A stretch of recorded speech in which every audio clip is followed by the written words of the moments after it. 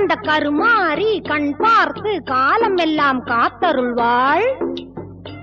அந்த கருமாரி கண் பார்த்து காலம் எல்லாம் காத்தருள்வாள்.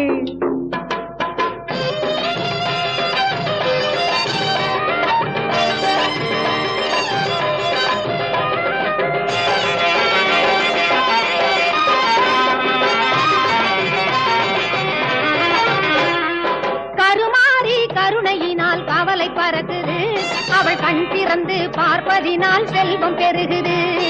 கருமாரி கருணையினால் கவலை பறக்குது, அவள் கண் திறந்து பார்ப்பதினால் செல்வம் பெருகுது.